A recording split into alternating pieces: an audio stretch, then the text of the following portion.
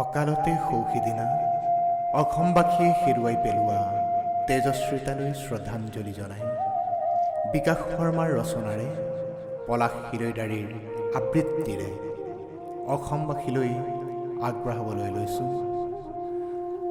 এটি কবিতা।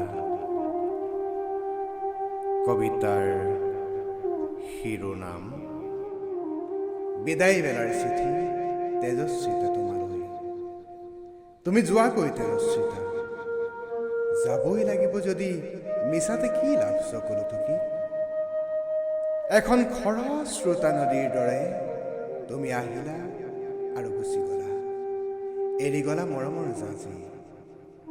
এৰাহুতিত এতিয়া মাথো কান্দো নোৱাৰো। কোনোৱে কান্দিছে বাগৰি বাগৰি, কোনোৱে কান্দিছে হিয়া ধাকুৰি, কোনোৱে কান্দিছে আকৌ শূন্য অশ্ৰুৱে ভিতৰি ভিতৰি। এইবোৰলৈ তুমি কাণ নকৰিবা তেজস্বিতা, সেইবোৰলৈ তুমি কাণ নকৰিবা তেজস্বিতা। সেইবোৰলৈ কাণ কৰিলে তোমাৰ গন্তব্যস্থান পাওঁতে পলম হ'ব। তুমি ঈশ্বৰৰ দেশ পোৱালৈ বেলি লহিয়াব। কান্দক কণাবৰে, কান্দিব দিয়া। তুমি তোমাৰ বাটেৰে গুচি যোৱা, এনেই কি লাভ মৰা মানুহৰ দেশত থাকি, তাতে আকৌ মাজুলী। ৰজাঘৰীয়াৰ মাহীয়াইৰ দৃষ্টিযত বানত ভাৰাক্ৰান্ত যাতায়াতৰ পংকিল পথ, মাংসহীন জীয়া অস্থিৰ পঞ্জ। মাজুলীত মৰহাব নালাগে তোমাৰ সেই দেৱ প্ৰতিভা।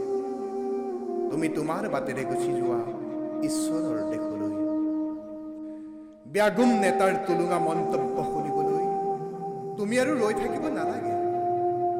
জিলা নামৰ পোচাকযোৰ পিন্ধাই দিল্লী দিছপুৰে উপহাস কৰা মাজুলীলৈ তুমি আৰু উভতি চাব নালাগে।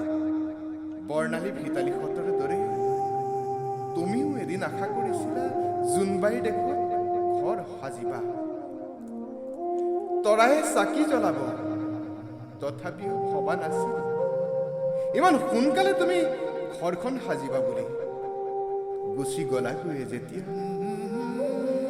গলাগৈয়ে যেতিয়া তেজস্বিতা, মিছাতে কি লাভ চকুলো টুকি। তোমাৰ মৃত্যু এক শিল্প, তথাপিও কিয় আমি মানি ল'ব পৰা নাই সময়ৰ বুকুৰ সেই চিৰসত্য কথাটি। অসমীয়াই কান্দিছে, কান্দিছে সমগ্ৰ অসমে, কান্দিছে প্ৰবাসী অসমীয়াই। তুমি ঈশ্বৰৰ দেশলৈ গৈছা, আলফুলে ৰাখিব তোমাক তেওঁৰে সান্নিধ্যত। তথাপি কিয় আমি মানি ল'ব পৰা নাই তোমাৰ এই শূন্যতা। তুমি যোৱাৰ বাটেৰে গুচি যোৱা ঈশ্বৰৰ দেশলৈ। কন্দাবোৰে কান্দ, কান্দিব দিয়া। সেইবোৰলৈ কাণ কৰিলে তুমি তোমাৰ গন্তব্যস্থান পাওঁতে পলম হ'ব। দেৱবাস পাওঁতে বেলি লহিয়াব। যাত্ৰা পথৰ পৰা তুমি উভতি নাচাবা তেজস্বিতা। কোনোবা নেতাই কোৱা শুনিলো মাজুলীত হেনো ভাল ডাক্তৰ থাকিব নিবিচাৰে। তেনে তুমি থাকি কি কৰিবা? বিদেশী পৰ্যটক আহি মাজুলীত ভিৰ কৰে,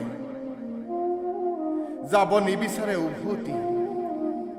সুৰ সংস্কৃতিৰ কঠীয়া তুলি এৰিব খুজিলেও বুকুত বান্ধি নিয়ে আপোন মুলুকলৈ মাজুলীক এৰি যোৱাৰ অযুত বেদনা।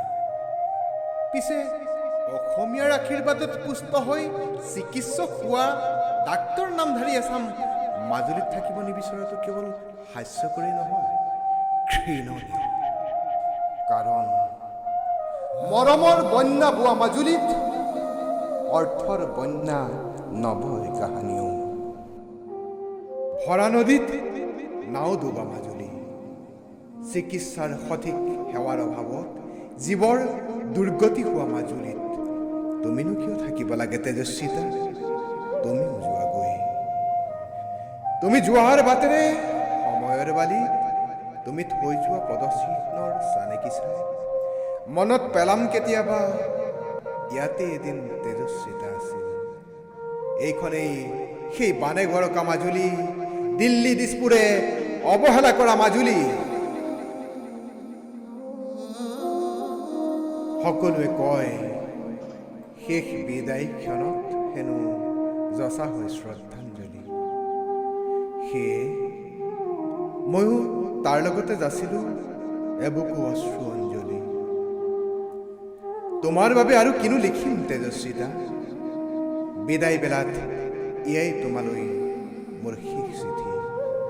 বিদায় তেজস্বিতা, বিদায় তেজস্বিতা, বিদায় তেজস্বিতা।